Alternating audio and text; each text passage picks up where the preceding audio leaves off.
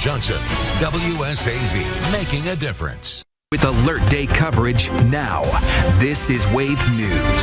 Started around Wakefield and made its way here toward Chaplin and then picked back up after that. Right now at 3, an EF1 tornado hits Chaplin in Nelson County, damaging a home that was on the market. With First Alert Weather, this is WKYT News. Good evening to you. Welcome into WKYT News at 5. Our WKYT First Alert Weather Day continues with more rounds of severe storms getting into our region right now. We know that 3 tornadoes are confirmed so far, an EF1 in Nelson County, another in Anderson County, and in the last 10 minutes or so, an EF1 tornado out of Boyd County has been confirmed. And Governor Andy Beshear has declared a state of emergency. A tornado watch in effect until 10 p.m. in the tri-state. Storms could be severe through the evening hours. Since there's no basement here or crawl space, I have to know in advance where I'm going and what I'm going to do. As severe weather approaches, how families can find safe shelter. There's a new 911 system in place at the University of Cincinnati. The changes made that will help police respond to calls faster.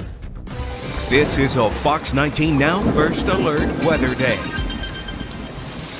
And now with 5 strong storms, they are moving through the tri-state. Any one of them could bring damaging wind, lightning, large hail, flooding, and even an isolated tornado. You see it all behind us right now. LEX 18, streaming local news 24/7. Search for LEX 18 on your device. Good evening, I'm Larry Smith. This is LEX 18 News at 6. Megan Mannering has the night off. Glad you're with us as we continue to follow our storm coverage here. Severe storms moving through our area. Bill Meck, our chief meteorologist, very busy today getting all over this. Let's get right to him now for the very latest. All right, we are watching that squall line that has some embedded supercells coming eastward. As it's done so, it has been producing tornado warnings along with it. Live, local, late breaking. This is WLKY News at 10. Right now on the news at 10, tornado warnings blared as Mother Nature's fury was felt on both sides of the Ohio River, leaving homes damaged, trees toppled, power lines down, and even vehicles overturned. Good evening to you. I'm Rick Van Hoos. It was a heck of a 1-2 punch of impact weather today with confirmed tornadoes, damaging straight line winds, heavy rain, and much more.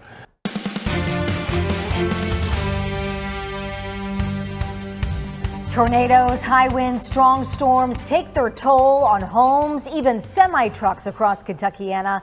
Thanks for being here, everybody. I'm Lindsay Allen. And I'm Scott Reynolds. You can see it in this video. There were roofs ripped off, 18-wheelers were tipped, and trees were uprooted. That was really the sight to see there. Those 3 semis overturned like toy cars on I-265. Meteorologist Rick DeLuca was on the air throughout the tornado warnings. We're going to get to him in just moments. But meantime, our crews have been on the ground tracking the damage all across our region. Rooftops gone, homes badly damaged. Tonight on the WHAS 11 night team, 4 reporters covering the aftermath of a large tornado outbreak, striking from southern Indiana right to Prospect in eastern Jefferson County. And we thought for sure we were in the middle of a tornado. The tornado winds captured by our live cameras as it crossed the Ohio River, the East End Bridge from southern Indiana to Metro Louisville. And that's huge. That's a huge tree. Jeffersonville also hit hard. We're covering the damage in eastern Clark County, Indiana. I looked out and everybody's sidings, roofs are gone. It comes at the end of a long day of severe weather, setting off barn fires, even blowing a UK student right through the air on campus. The WHAS 11 night team begins right now.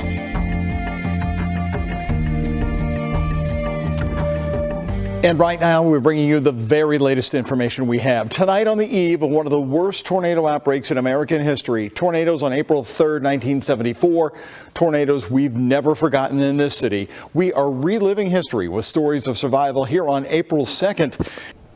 Coming up, a day of severe weather across Kentucky and several other states. Dedicated to eastern and southern Kentucky, this is WYNT Mountain News at 11. Good evening, I'm Steve Hensley. Breaking news alerts and the Weather Authority forecast. This is Local 12 News. Well, the tri-state is walloped by strong storms throughout the day. Heavy rains left flash floods and high water in a number of spots, including the people you see here crossing the Brent Spence Bridge during rush hour today. And car owners and homeowners alike dealing with damage to vehicles and basements. The cleanup just starting to get started across the tri-state. With that, we say good evening. Yeah, the worst of the storm is finally gone. Yeah, we saw everything from flash floods and hail, even tornadoes, and we will hear from crews who have hit a number of spots in the tri-state. But first, Live from the Two Virginias news leader, WVVA News at 11 starts now. Good evening and thank you for joining us. I'm Ben Schwartz. And I am Martin Staunton. Welcome to WVVA News at 11. We begin with the continuing threat of severe weather. It's lingering in parts of the Two Virginias after that powerful storm system pummeled those parts of our region earlier today. And that system delivered a knockout punch to portions of our power grid, plunging thousands of AEP customers into the dark after they lost power to the fury of the storm. We're going to go right to our weather authority and our weather center to see if the worst is behind us. Chief Meteorologist Catherine Thompson shares those details in our first look at the forecast. Catherine? Hey there, Martin. I wouldn't say that the worst is necessarily behind us. I do think that the storms that are on their way in now, and they'll get here a little later because we've still got, again, this front. It's going to pass through the area overnight and into early Wednesday. This is CBS 2 News at 11. Now at 11, breaking news, a powerful earthquake rocks Taiwan. Tonight, new video shows ceilings shaking and buildings on their sides. Plus, I've been looking for him ever since. I didn't sleep all night. Didn't eat nothing. In the backyard with his bike just yesterday, but he hasn't been seen since. Developing now a mother's desperate search for her 18-year-old with autism. Good evening, I'm Maurice Dubois. And I'm Christine Johnson. We begin with tomorrow's red alert. Rain today and even more in just a few hours means a risk of flooding. And there is also concern about damage from strong winds. You're watching Wish TV, Indiana's only statewide TV news network. This is breaking news. And that breaking news, take a look at your screen right now. A sinkhole forming in Whiteland. It closed off all of Whiteland Road near Whiteland High School and Whiteland Elementary as well. Whiteland Police Department saying in a post on X, formerly known as Twitter, that the sinkhole opened overnight, they say, because of heavy rains and flooding. Live from NBC 25 in Flint, this is Mid-Michigan Now. A slippery drive during the morning commute after overnight snowfall. There were more than a dozen crashes reported throughout mid-Michigan this morning, including this one on northbound I-75. This is right near the Mount Morris exit. Coming up tonight on Prime News at 7, UTC and Hamilton County Schools extend their Future Ready partnership at Tyner Academy. How this might impact your child is next. And your next purchase at the local dive retail could take you back in time. Roller skates, vintage tees, and photos of famous artists, all helping drive our economy forward. More details next. You're watching Prime News at 7. This is the place for the Tennessee Valley and North Georgia's first television station, celebrating 70 years. Good evening, everyone. I'm Kay Blevins. I'm Andrew Harrison. Welcome to Prime News, everybody. UTC and Hamilton County Schools look to expand the Future Ready Institute's program at Tyner Academy. It's a dangerous night in East Tennessee. Some have already seen the worst. And I was trying to get to the door to shut it, and I kind of got down to the bottom, and it was just trying to suck you out of the building, wrapping you, like trying to suck you on around the front of the building. A tornado in Sunbright brings moments of terror and then relief. Just praise God for his protection. Things can be replaced, people can't. But a dangerous night in East Tennessee is still ahead. Good evening, folks. I'm Ted Hall. At least one tornado hits East Tennessee and still a risk for more severe weather on the way tonight. Everyone is safe and accounted for so far in Morgan County after that tornado in Sunbright. Casey Wheelis and our team taking a closer look at the damage around here. But right now, what are we seeing here in Knoxville? Most of East Tennessee seeing some rain, and there are some storms out there. Chief. Right now at 6, residents are cleaning up after a tornado blew through the Sunbright community in Morgan County. We are on the ground with the National Weather Service as they survey the damage. And on the backside of that severe weather, now we've got dogwood winter. Colder air moving in means small hail and even flurries possible across the area. I'll have a look at that futurecast coming up. And right now, a meeting is underway about the future of growth in Knox County during the next 2 decades. We take you live to Farragut, where last week leaders killed a growth plan and how they could resurrect it tonight.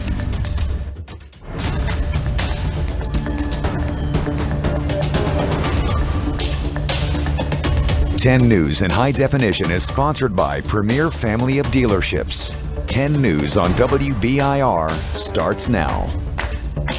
Good evening. Thank you for watching 10 News at 6. I'm Robin Wilkwaite. And I'm John Becker. We are continuing our coverage tonight of last night's severe weather. We have crews in Sunbright where we did see a tornado touchdown.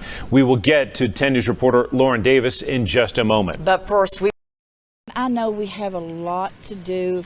We've been trying to beautify our community with a slum clearance ordinance, but now it's just devastation. At the brink of time. I'd like to advise anybody watching, if you get that alert, do not think it's a false alarm. Go ahead and take shelter, because it's by the grace of God, honestly. We would not be here right now. You hate to see any devastating events happen, but man, it sure does bring a community together. We had so many volunteers, and of course the city had a backhoe, and so many people came together throughout the county. From your local trusted news source, WPLT News starts now. 150 yards wide, a path almost 3 miles long. The National Weather Service detailing the Sunbright tornado today, learning more about it. Good evening, glad you're joining us for WVLT News at 10. I'm Ted Hall. And I'm Casey Wheelis. No deaths or serious injuries reported. That is the good news tonight. WSAZ News Channel 3, 10 o'clock. Now at 10, no flood wall, no protection. People in one town know exactly what to do, though, when the river starts rising. Plus, taking stock after the tornado. One of the hardest hit communities spent the day after cleaning up and counting their blessings. Good evening, I'm Tim here. Thanks for joining us. We begin tonight with a look at the different weather as parts of our region. Under a flood watch, let's get you right over to Chief Meteorologist Tony Cavalier for a look. And Tim, I'm torn between calling this a first alert day just for the Ohio River. Landfill concerns. City leaders at odds over communication issues when it comes to remediation efforts. We'll explain.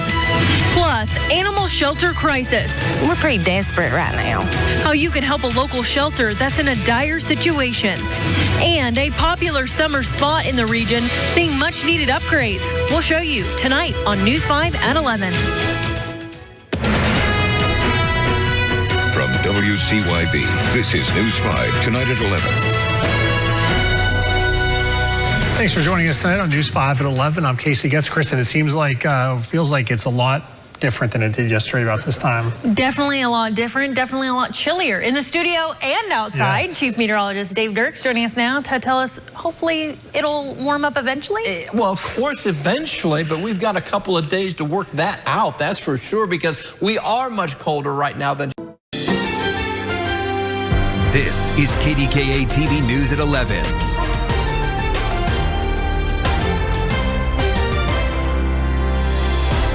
It's a first alert weather night here at KDKA due to flooding all across the area. Our crews have been out all day showing you the damage.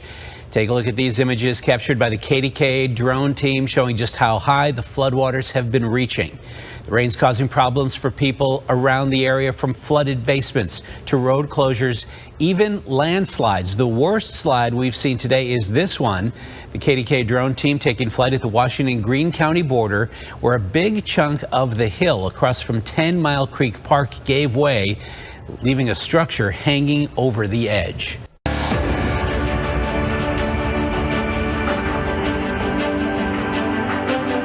At 6, chilly, wet, and windy. It's been painful, that wind-driven rain. It is just one nasty-looking day outside. This is why we have the red alert. We're tracking down trees and flooding risks. KJ and Maurice. Whoa, back to you. Hang in there, Jen. And could the Baltimore Bridge catastrophe happen here? Our investigative team digs deeper. Plus, toxic barrels buried under a Long Island park. Now the question is, where did the chemicals come from? They buried their environmental sins in our backyard. Good evening, I'm Christine Johnson. From downed trees to power outages to wet roads, it is a nasty storm, and we're seeing the worst of it right now as tens of thousands of people are just trying to get home. Now, this is the Fox 11 News at 10. Good evening. Welcome to Fox 7 News at 10. I'm Alex Michelson. And I'm Christine Devine. New at 10, what a difference a day makes. The trash house in the Fairfax district has been cleaned up by the city, finally. Yeah, I was going to say finally, right? Fox 11's Ed Lasco says they're live as neighbors are extremely happy things move so swiftly, finally. Ed?